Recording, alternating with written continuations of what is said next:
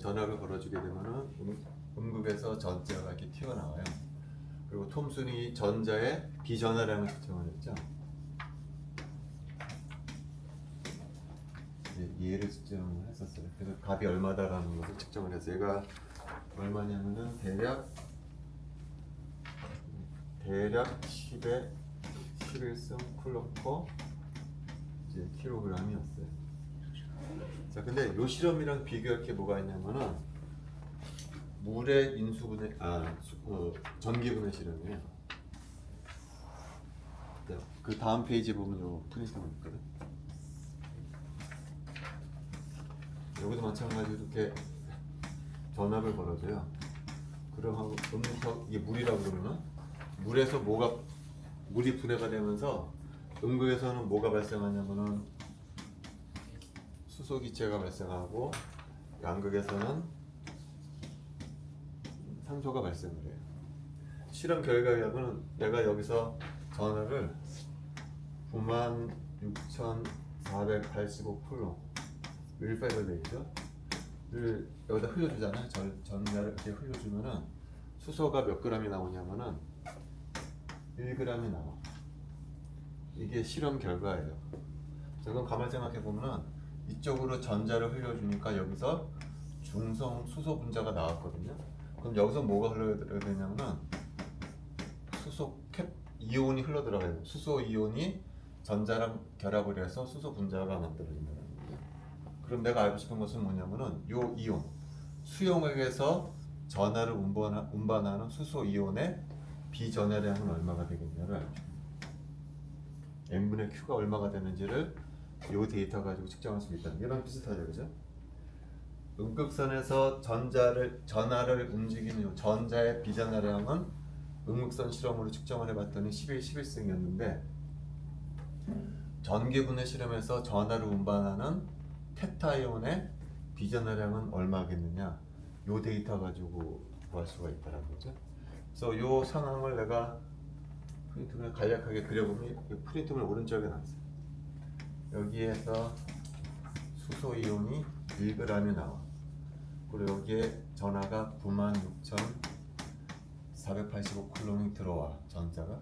그럼 뭐가 나오냐면은 1g의 수소가 나온다라는 얘기죠. 그럼 n분의 q가 어떻게 될까요? 1g이고 96,485 쿨롬이라는 게 비전하량이라는 거죠. 그래서 대충 얼마가 되냐면은 1g은 10의 마이너스 3승 kg이고요. 96,485 쿨롱은 대충 10의 5승 쿨롱이에요. 비전하량이 얼마가 되냐면은 10의 8승 쿨롱 퍼 킬로그램이다라는 거죠. 그러니까 차이가 난다는 거죠. 수용액에서 전하를 운반하는 이온의 비전하량은 10의 8승이고 음극선에서 전하를 운반하는 전자의 비전하량은 10의 11승이에요. 10의 8승. 그러니까 몇 승 차이 나는 거죠? 10의 3승. 이게 어디서 나는 거죠? 질량의 차이 나는 거죠. 수소 이온하고 전자의 질량은 10의 1800배 차이 나잖아요.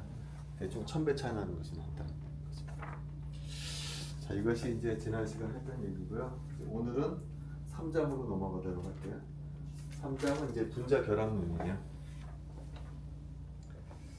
자, 분자 결합론은 뭐냐면은 우리가 1장에서 원자가 존재한다는 걸 배웠잖아요. 근데 원자가 자기들끼리 돌아다니지 않아요. 원자는 다른 원자랑 결합을 해서 분자를 형성하거든요. 3장의 주된 내용은 왜 분자를 형성을 하느냐, 가장 주된 주제. 그리고 분자 형성할 때 마구잡이로 결합하는 것이 아니고 일정한 그 패턴이 있어요. 예를 들면은 리튬은 수소 하나랑 결합을 해요. 근데 베릴륨은 수소 2개랑 결합을 해요. 풍소는 3개랑 결합을 해요. 카본은 4개, 암모니아는 3개. 이런 식으로 어떤 규칙이 있다. 마구잡이로 결합하는 것이 아니고 일정한 규칙이 있다는 거죠. 이게 왜 이런 규칙이 생기느냐. 자, 두 번째는 BF3, NF3, CLF3. 자, 공통적으로 이는 플로린 3개랑 결합하고 있거든요. 아마 1학년 때 배웠겠지만 분자 모양이 다르죠. 얘는 정삼각형 구조고 얘는 롬페어가 하나 있기 때문에 테트라헤드라의 구조를 이루고 여기 롬페어가 2개가 있기 때문에 T-쉐입, 디스토티드 T-쉐입 구조. 모양이 달라요. 모양이 다르게 되면 끓는 점도 다르거든요. 모양이 왜 이런 모양을 하고 있냐, 그런 것에 대한 얘기를 하게 됩니다. 세 번째는 예를 들어서 N2, O2, F2 결합 에너지를 비교해 보잖아요. 상당히 달라요. 얘는 942kJ 상당히 높아. 근데 얘는 얼마냐? 495. 얘는 155. 다 이원자 분자인데 결합 에너지가 상당히 다르다는 거죠. 왜 이렇게 결합 에너지가 차이가 나는 거죠? 이것도 우리가 1학년 때 배웠어요. N2는 왜 이렇게 결합 에너지가 크냐면 합주인 결합, 얘는 이주인 결합, 얘는 단일 결합이기 때문에 결합 에너지가 떨어진다. 이런 얘기를 우리가 3장에서 하게 될 거다라는 거죠. 자, 분자에 대해서 얘기하기 전에 우리 책에 잠깐 뭐가 나오냐면은 질량 분석 스펙트럼에 관한 얘기가 나와요. 우리가 앞서서도 질량 분석기에 대한 얘기를 했었죠. 근데 앞서서는 원자의 질량 분석 스펙트럼에 관한 얘기를 했었고요. 지금은 분자의 질량 분석 스펙트럼에 대해서 얘기를 해주려고 해요. 자, 예를 들어서 우리가 지난 시간에 클로린의 질량 분석 스펙트럼을 찍으면 픽이 2개가 나온다고 했어요. 35에서 하나 나오고 37. 왜냐하면 클로린은 동위원소가 있기 때문에 CL이에요. 자, CL2의 질량 분석 스펙트럼을 찍으면 그럼 픽이 몇 개가 나올까요? 동위원소가 2개가 있기 때문에 3개가 나온다는 거죠. 70, 74, 그 다음에 70 이렇게 3개가 나왔거든요. 근데 2개가 더 나와.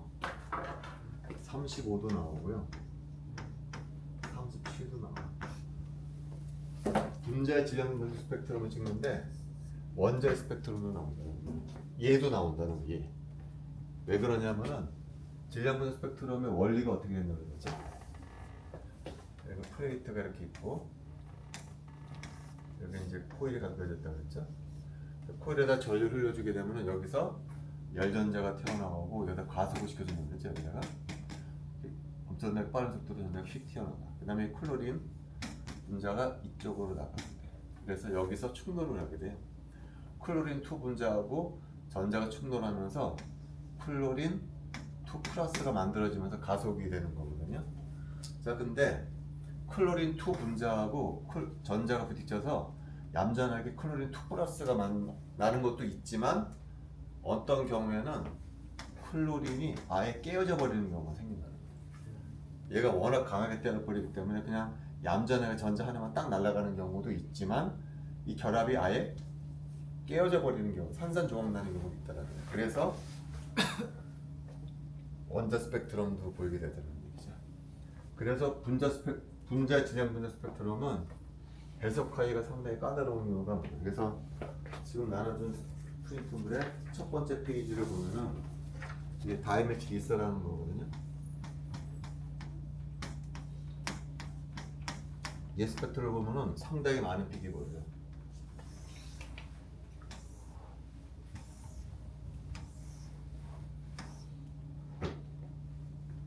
CH3, OCH3 플러스도 보여요. 그래서 그냥 전자 하나 떨어져 나가는 것도 보이는데 그래서 수소 하나가 떨어져 나가는 것도 보여요. 그 다음에 여기가 이렇게 딱 갈라지는 것도 보여요. 그래서 CH3 플러스 픽도 보이고 CH3 O 플러스 픽. 이것이 이 분자의 분자 질량 분자 스펙트럼이라는 거예요. 그러니까 분자 질량 분자 스펙트럼은 해석하기가 되게 어려워요. 하나만 나오는 게 아니고 분자가 산산조각이 나가지고서 여러 개의 프래그먼트에 관한 픽들이 다 보인다는 거죠. 좀 해석하기가 어렵다라는 거죠. 자, 그 다음에 이제 주기율표로 넘어가요. 주기율표는 뭐 많이 알겠지만 얘가 1족, 2족 있죠. 그 다음에 여기도 역시 주족 있죠.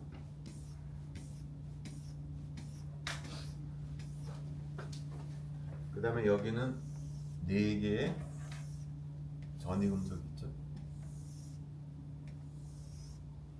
그 다음에 여기 2개 칼럼에는 요 란, 여기 란을 따로 뽑아 가지고서 뭐라고 부르냐면은 란탄족이라고. 그 다음에 여기 있는 놈을 따로 뽑아 가지고서 아래쪽에다가 악틴족이라고. 이쪽에 있는 것을 우리가 주족이라고 부르는데 어떤 오비탈이 들어가는 거예요? S 오비탈하고 P 오비탈이 채워지는 쪽이고, 여기 전이금속은 어떤 오비탈이 채워지냐면은 D 오비탈이 채워지고, 여기 란탄족하고 악틴족은 F 오비탈이 채워지는 쪽이에요. 먼저 여기 주족 원소하고 전이금속 란탄족하고 큰 차이는 뭐냐면은, 주족 원소에서는 주기율표에서 오른편을 하나 움직일 때마다 화학적인 성질이 많이 바뀌어요. 근데 전이금속에서는 오른쪽으로 가도 바뀌긴 바뀌는데 그렇게 많이 바뀌지가 않아. 란탄족하고 악틴족은 더 안 바뀌어. 이게 왜 그러냐면은 이것 때문에.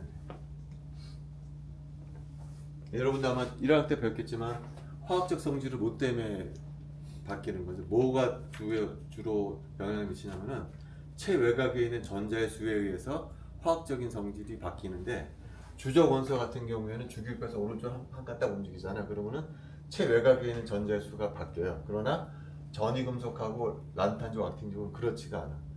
그래서 그런 거예요. 그래서 예를 들어서 여기 전이금속 원소에 철이 하나 있거든요. 그리고 란탄족에 사마륨이 있어요. 철하고 사마륨의 전자 배치를 한번 보도록 할게요. 자, 철의 전자 배치가 어떻게 되느냐? 철의 전자 배치가 알곤 코어에 4S기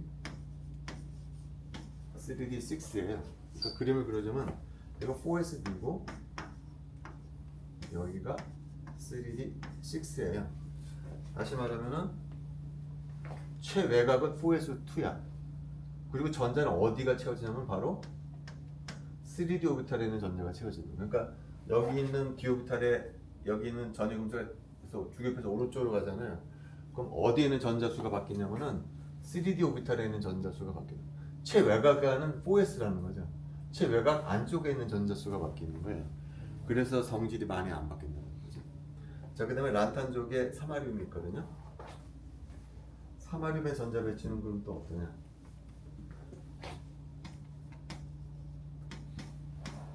사마륨은 제논코어에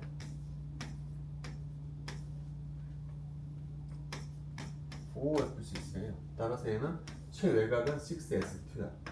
근데 그 안쪽 4F6의 전자가 있어요. 그러니까 최외곽은 N=6고 전자는 어느 쪽이 채워지냐? 안쪽에 있는 전자가 채워지는 거예요. 그러니까 더 안쪽에 있는 전자가 채워지기 때문에 더 성질이 안 바뀐다. 그래서 전이금속보다도 란탄족은 더 성질이 안 바뀌어요.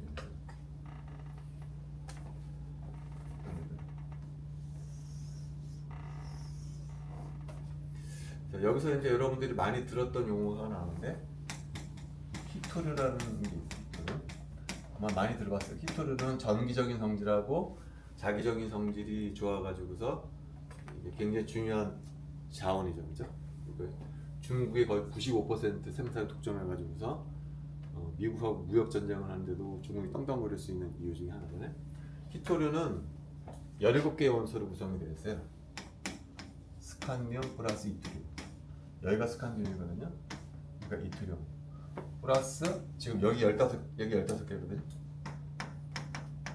15개의 란탄족.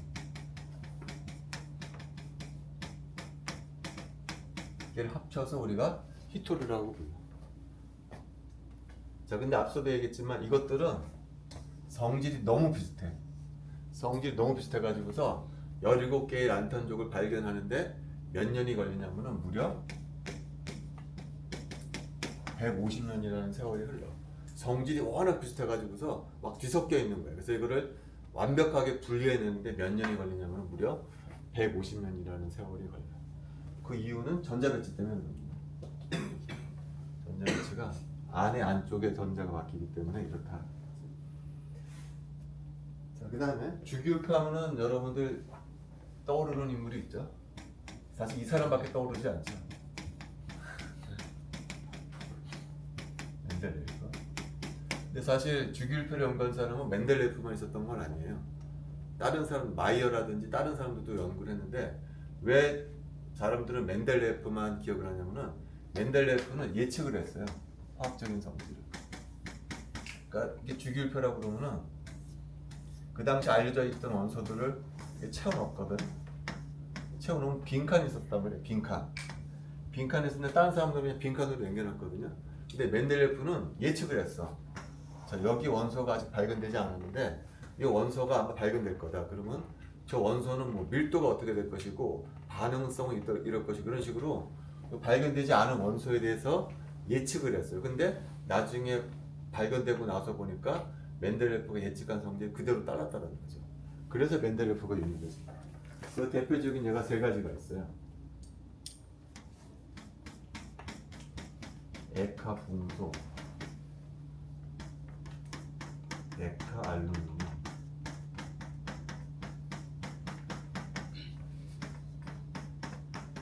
에카 붕소. 에카는 그 다음이라는 뜻이거든요. 붕소는 발견됐었어요 그때. 붕소 다음에 빈칸이 있었거든요. 그래서 그 이름을 에카 붕소라고 이름을 줬는데 나중에 이것은 무엇으로 밝혀졌냐면은 우리가 지금 잘 알고 있는 스칸듐으로 밝혀졌어요. 에카 알루미늄은 나중에 뭐로 알려졌냐면은 갈륨, 에카 규소는 게르마늄으로 알려졌다. 그리고 예측한 대로 그대로 성질을 갖고 있었다. 그렇죠?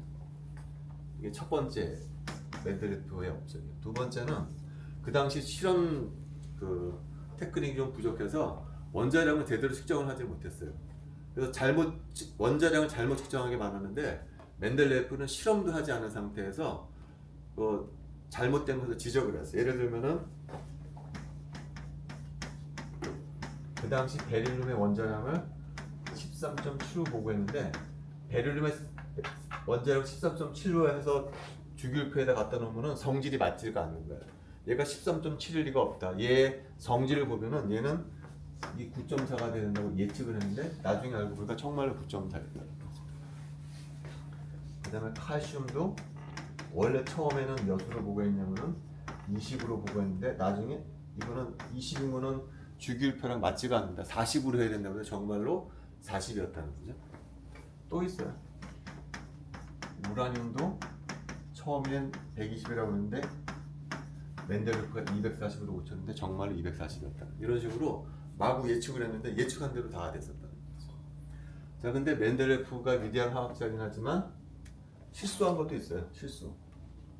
그 대표적인 실수가 두 가지가 있어요. 실수. 첫 번째. 할로겐 원소를 보면요. 우리가 지금 FCl, Br, I로 알죠. 우리 주기율표에서는. 그리고 I 옆에 텔레름이 있어요. 근데 원자량을 보면은 이게 그렇게 되면 안 돼, 사실은.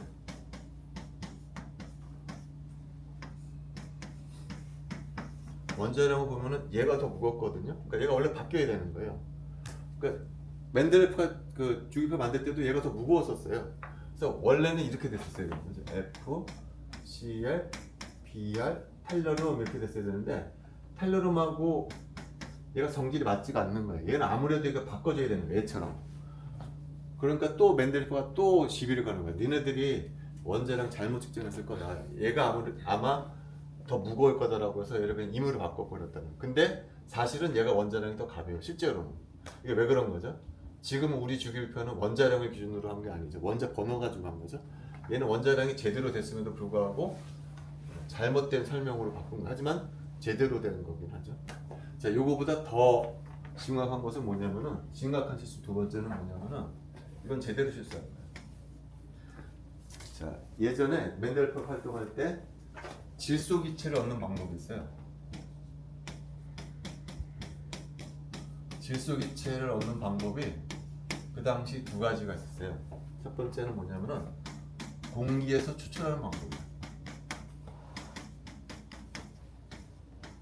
자, 공기의 주성분은 뭐죠? N2, O2 그런 거잖아. 공기에서 추출하는 방법이 있었어. 그러니까 공기에서 O2 빼고 O2하고 뭐 CO2 제거하면은 N2를 뽑아낼 수 있다. 이 방법 첫 번째 방법이었어요. 두 번째 방법은 암모니아에서 수소를 제거해. 제거하여 합성하는 방법이에요. 그래서 N2를 만드는 방법. 두 가지 방법이 있었다는 거죠.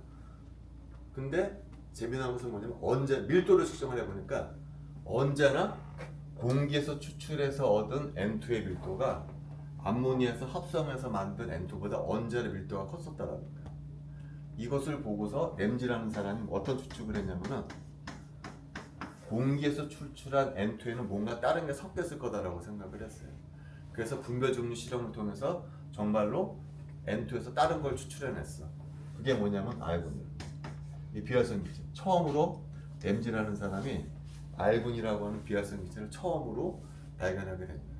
그래서 질량을 원자량 측정해 보니까 얼마나 되냐면 39.9였어요. 그러니까 새로운 기체가 발견되니까 또 주기율표에서 위치를 찾아봤는데 위치에 없는 거야 얘는. 왜냐면 이게 처음으로 발견된 비활성 기체니까 그 당시에는 비활성 기체 란이 없었거든요. 얘가 들어갈 자리가 없었다는 거야. 그러니까 멘델레프가 또 뭐라고 그랬냐면은 이게 새로운 기체가 아닐 거다. 얘는 너희가 아마 N3를 착각한 걸 거다. N3의 분자량이 얼마냐면은 42거든요. 대충 비슷하거든. 그러면 N3를 네가 오해한 걸 거다라고 또 둘러댄 거야. 근데 램지가 알곤만 발견한 게 아니에요. 제논, 크립톤, 헬륨 등등등 그 비활성 기체를 다 발견해버렸어요. 그러니까 더 이상 물러설 자리가 없었다는 거죠. 그래서 어쩔 수 없이 비활성 기체를 란을 하나 만들어놨다. 어쨌든 이런 방법을 통해서 멘델레프가 주기율표를 만들었어요. 자, 근데 여러분들 알지만 지금 주기율표는 옛날 멘델레프가 만든 주기율표는 원자량을 기준으로 만들었지만 지금 주기율표는 원자량이 아니고 원자 번호를 이용해서 주기율표를 만들죠. 모듈리가 엑스레이를 이용해서 원자 번호를 체계적으로 발견한 다음부터는 원자 번호를 이용해서 주기율표를 만들죠. 자, 그 다음에 이제 약간 물리적인 내용이에요. 원자 내부 구조를 한번 보려고 해요. 자, 여기 프로톤이 있고 여기 전자가 있고 프로톤과 전자 사이 거리가 R이라고 합니다. 이때 포텐셜 에너지가 어떻게 될까요? 여기 플러스 차지 마이너스 차지니까 마이너스 4파이 epsilon 제로 R분의 2의 제곱을 이렇게 되겠죠. 포텐셜 에너지 한번 그려보면 어떻게 될까요? 그림으로 그려보면 뭐 이런 식의 그림을 그릴 수가 있을까요? 자, 근데 이번에는 다른 시스템. 두 개의 질량이 스프링으로 매달려 있다라고 해요. 스프링으로. 거리가 R이라고 하면 포텐셜 에너지 어떻게 되죠?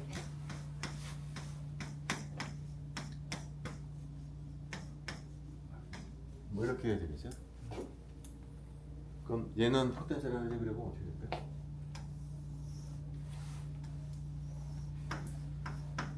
뭐 이런 식으로 그릴 수가 있을까요? 이거는 하모닉 포텐셜, 이거는 쿨롱 포텐셜인데요. 자, 여기서 진자의 토탈 에너지가 얘라고 해봅시다. 그리고 얘 길이가 R이었었다고 해봅시다. 어느 지점 R. 그럼 여기서 여기까지 거리는 뭐죠 이게? 이게 포텐셜 에너지죠. 그 다음에 여기서 여기까지가 뭔가요? 이게 키네틱 에너지죠, 그죠? 그래서 E는 요 놈에다가 요 놈을 더해준 게 뭔가요? E 이렇게 되는 거예요. 토탈 에너지는 포텐셜 에너지에다 키네틱 에너지를 더해준 게 토탈 에너지다. 그래서 잘 봐야 되는 것이 포텐셜의 기준점에서 포텐셜 에너지 커브까지가 포텐셜 에너지예요. 키네틱 에너지는 어디서 어디까지인가요? 포텐셜 에너지 커브에서 토탈 에너지 사이의 거리가 키네틱 에너지예요. 꼭 기억해 줘야 돼. 자, 그럼 여기서 전자가 R에 있다고 해봅시다. 여기서 여기 있다고 해봅시다. 그럼 여기서 포텐셜 에너지는 어디서 어디까지인가요? 여기서 여기까지가 포텐셜 에너지가 되겠죠. 자, 그리고 여기 요놈의 토탈 에너지가 얘라고 해봅시다. 요 전자의 토탈 에너지가 얘라고 해봅시다. 그리고 R은 여기야. 그럼 여기서 여기까지가 포텐셜 에너지. 키네틱 에너지는 어디서 어디까지일까요? 여기서 여기까지가 키네틱 에너지인가요? 그렇죠.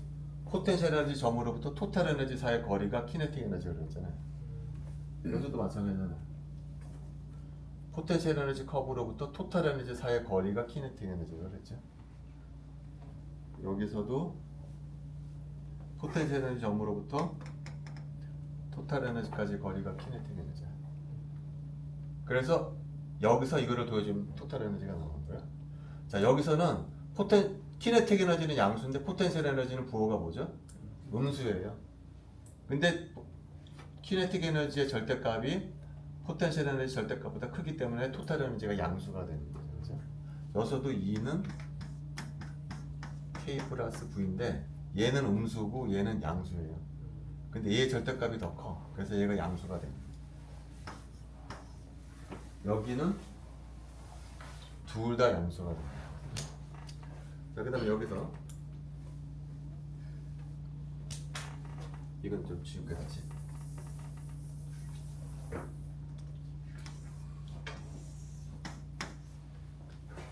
얘가 지금 이롱스트롬 포텐셜 이렇게 있어요. 이롱스트롬 떨어져 있어요. 이롱스트롬 떨어져 있는데 이 전자를 이온화 시키려고 그래. 멀리 떨어뜨리려고 그래. 얼마의 에너지가 필요한지 알고 싶어요? 프로톤으로부터 이롱스트롬 떨어져 있는 전자를 완전히 핵으로부터 멀리 떨어뜨리려고 그래. 그때 얼마의 에너지가 필요한지를 계산해 주려고 그래요. 요걸 완전히 핵으로부터 멀리 떨어뜨린다는 얘기는 무슨 얘기냐면은 R을 무한대까지 보내는데 필요한 에너지를 물어보는 거잖아. R이 무한대까지 간다는 얘기는 뭐죠, 이게? 여기 있던 놈은 어디로 보낸다는, 여기까지 보낸다는 얘기죠. 그러니까 뭐가 이온화 에너지라는 거예요? 여기서부터 여기까지가 이온화 에너지라는 거죠. 여기서부터 여기까지 에너지가 몇이냐라고 물어보는 거죠. 그러니까 여기다 뭐만 대입해주면 되는 거죠? 이롱스트롬만 대입해주면 되는 거죠. 대입해보면 얼마가 나오냐면요, 마이너스 14.4 일렉트론 볼트가 나와요. 계산해보면은 대략 마이너스 14.4 일렉트론 볼트가 나와요. 실제 수소의 이온화 에너지는 얼마로 측정이 되냐면은 13.6 일렉트론 볼트로 나와요. 그러니까 대충 맞는다. 자, 이렇게 구할 수가 있어요. 자, 그 다음에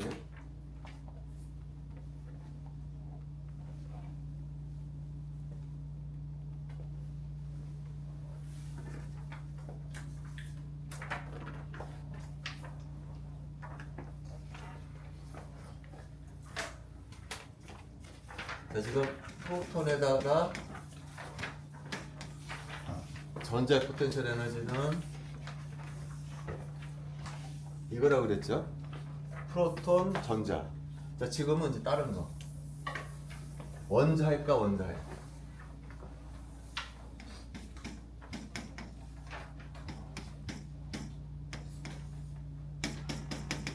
원자핵과 원자핵 사이의 포텐셜 에너지 어떻게 될까요?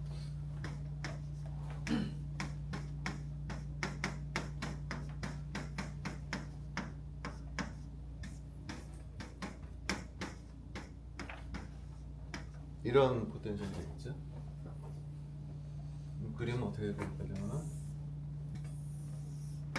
이제는 얘가 플러스예요, 플러스. 그래서 이런 그래프가 그려지게 될 거예요.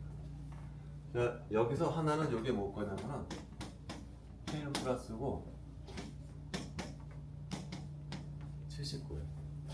헬륨에다가 뭐를 때려줄 거냐면 금을 때려줄 거예요. 자, 요 알파 입자에다가 금을 때려주는 거거든요. 이게 러더포드 실험이에요.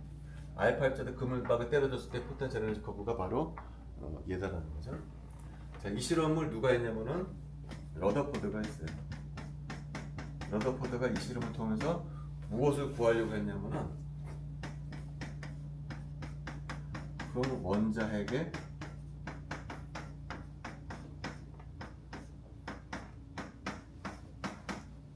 크기를 측정하기 위해서, 이 원자핵의 크기가 얼마인지를 측정하기 위해서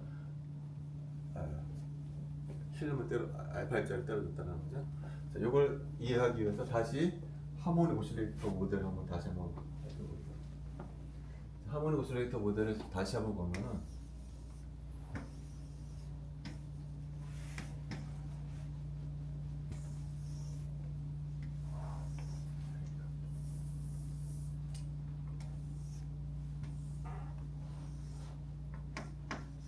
자, 내가 토탈 에너지가 얘라고 해봅시다. 그럼 얘가 진동 운동을 할 거야. 진동. 이게 토탈 에너지라고 그러면 이 에너지 안에서 여기서부터 여기까지 진동 운동을 해요. 요걸 갖다 뭐라고 부르냐면은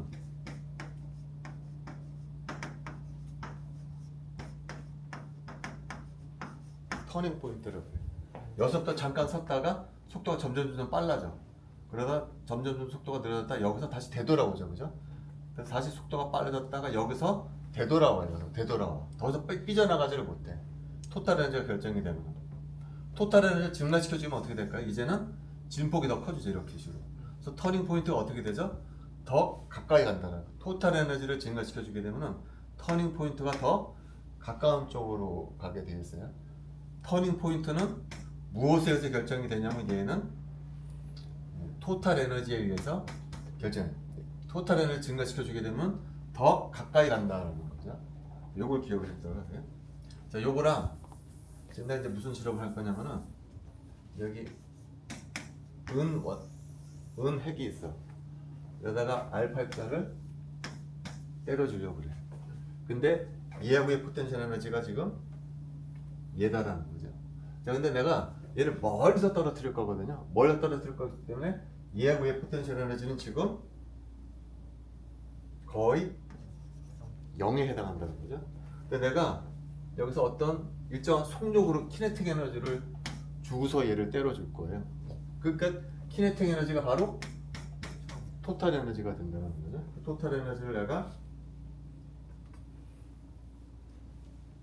이거라고 부를까 이게? 이게 바로 뭐죠 이게? 키네틱 에너지가 된다 라는 거예요. 자, 근데 이제 얘가 다가갈 거 아니에요. 이렇게 쭈쭈쭈쭈쭈 다가가게 되면은 얘가 포텐셜 에너지 따라서 이렇게 쭉 다가오게 되겠죠. 그럼 요 지점에 오게 되면 요게 뭐가 될까요? 포텐셜 에너지가 되죠. 요게 키네틱 에너지가 돼요. 점점 다가오게 되면 포텐셜 에너지가 점점 증가하게 돼요. 요 지점에 오면 어떻게 될까요? 모든 에너지가 뭐로 바뀌죠? 포텐셜 에너지가 되고 키네틱 에너지가 제로가 돼요. 이 점이 바로 뭐냐면은 터닝 포인트가 돼요.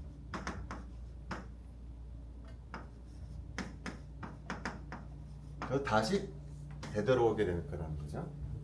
자, 내가 던져주는 속도를 빨리 해줘. 이게 토탈 에너지가 되잖아요. 그럼 터닝 포인트가 더 가까이 가게 될 거라는 거죠. 이건 뭐 너무나 당연한 거죠. 자, 근데 이게 이제 기본적인 아이디어고, 그 다음에 이제 러더포드가 그래서 이제 무슨 실험을 하게 됐냐면은 여러분들 프린트물에 보면은 이쪽에 실험이 있어요. 자, 여기가 이제 알파 1이고 금입자고 여기가 이제 알파자 이렇게 쏴줄 거예요. 그래서 쏴주면 얘가 알파자 튕겨가지고서 이렇게 막 사방으로 튕겨 나가거든요. 사방으로 튕겨가는데 디텍터를 어디다 갖다 대냐면 여기다 갖다 댔어. 60도 되는 데다가 디텍터를 갖다 댔어. 그래서 알파입자를 쏴주면은 사방으로 흩어지는데 그중 특히 60도로 들어가는 알파입자를 디텍션 하기로 했어. 실험 세팅이 이렇게 됐어. 그래서 I는 뭐냐면은 60도에 설치된 디텍터에 들어가는 알파입자의 숫자가 I예요. I. 자, 그런 다음에 뭐를 바꿔주냐면은 처음 쏴주는 알파입자의 키네틱 에너지를 바꿔가면서 여기에 들어가는 알파입자 숫자가 어떻게 되는지를 실험을 하려고 했다는 거예요. 실험을 하려고.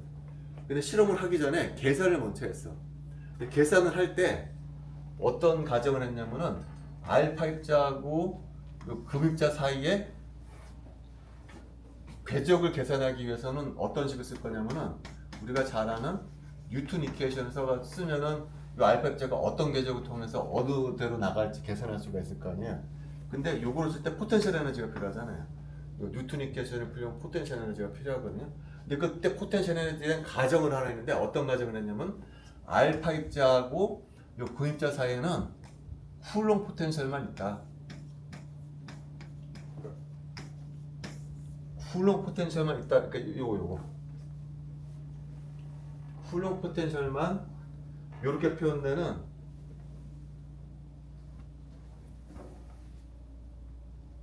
이렇게 표현되는 알파 입자하고 금입자 사이에는 이렇게 표현되는 쿨롱 포텐셜만 있다라고 가정을 하고 뉴턴 이퀘이션을 풀었다는 거예요. 중요한 가정은 요걸 풀 텐데 이때 사용되는 것이 쿨롱 포텐셜이 있다라고 가정을 하고 60도에 설치된 디텍터에 들어가는 알파 입자 숫자를 계산해 보니까 이렇게 되더라고요. 점선이 되더라고요. 여러분들 프린트물에 녹색 점선으로 된 것이 계산 결과라요. 계산 결과. 실험하기 전에 계산을 해봤다는 거죠. 근데 중요한 것은 계산하기 전에 중요한 가정을 하는데 어떤 가정이냐? 포텐셜이 필요한데 F 이퀄 MA를 풀려면은 포텐셜이 필요한데 그때 사용된 포텐셜은 알파 입자하고 금입자 사이에는 쿨롱 포텐셜만 존재한다는 가정하에 해보니까 이렇게 되더라는 거예요. 그 다음에 실험을 해봤어. 실험을 해봤더니 이게 K거든요. 이거는 알파 입자의 속도예요. 이렇게 되더라는 거예요. 빨간색 점. 그래서 키네틱 에너지가 작을 때는 계산 결과랑 잘 맞더라는 얘기예요. 그런데 어느 지점이 되니까 벗어나더라라는 어느 키네틱 에너지부터 실험 결과하고 계산 결과가 벗어나게 되더라라는 얘기예요. 도대체 여기서 무슨 일이 벌어졌길래 실험 결과하고 계산 결과가 벗어나느냐라고 이제 설명해줘야 되잖아요. 왜 실험 결과하고 계산 결과가 벗어나느냐? 아까도 얘기했지만 키네틱 에너지가 증가하면 어떻게 된다고 그랬죠? 터닝 포인트가 가까워진다고 그랬잖아요. 키네틱 에너지가 증가하게 되면 키네틱 에너지가 작아질 때에 비해서 키네틱 에너지가 증가하게 되면 더 알파 입자가 핵으로 더 가까이 간다고 그랬잖아요. 키네틱 에너지가 작을 때는 그 터닝 포인트가 작아. 다시 말하면은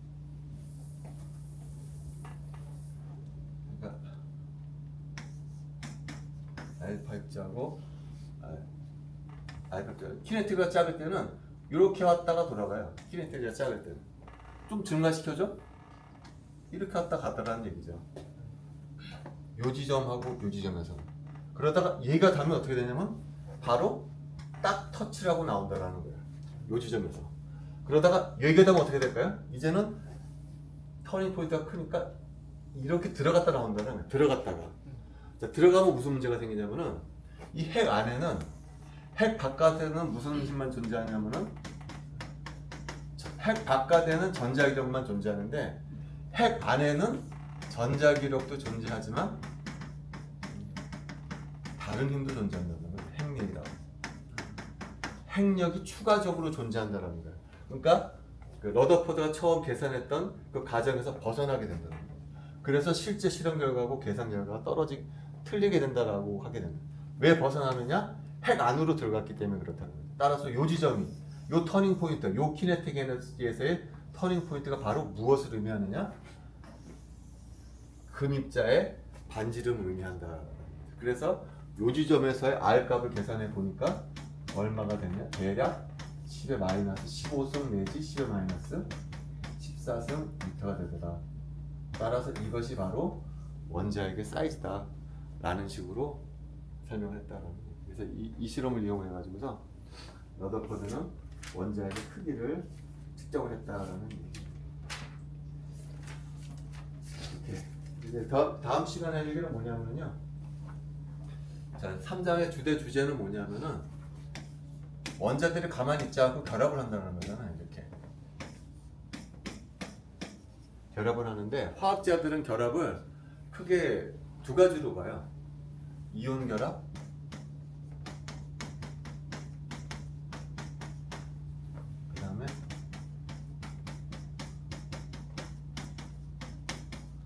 대표적인 공유결합 H2 뭐 이렇게 되겠죠. 이온결합 예를 들면 뭐 HF 뭐 이런 것들 예를 들면.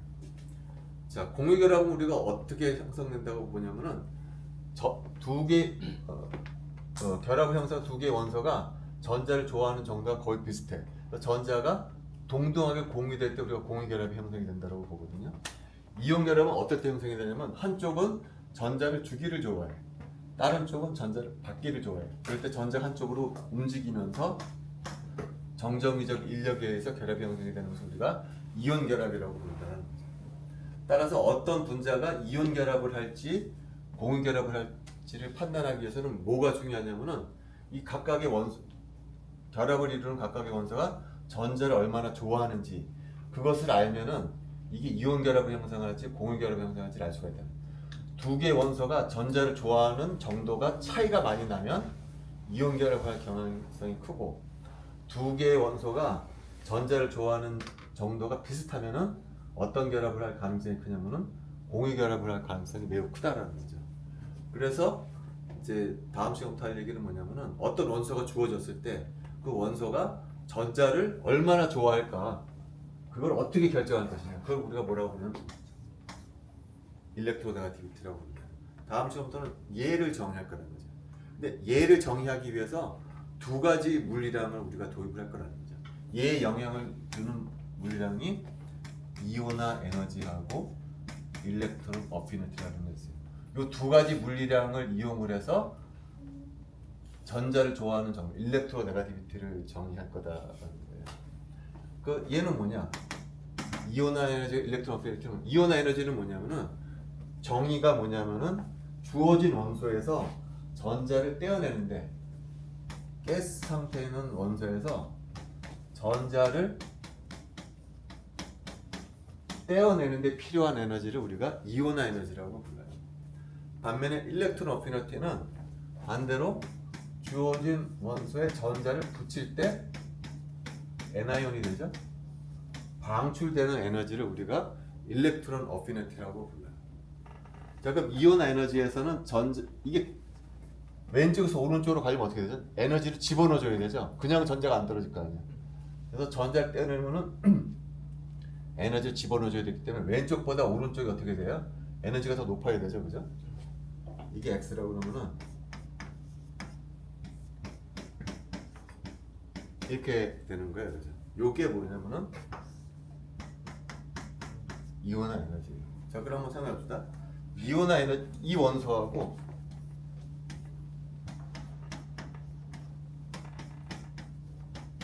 이 원소가 있어요.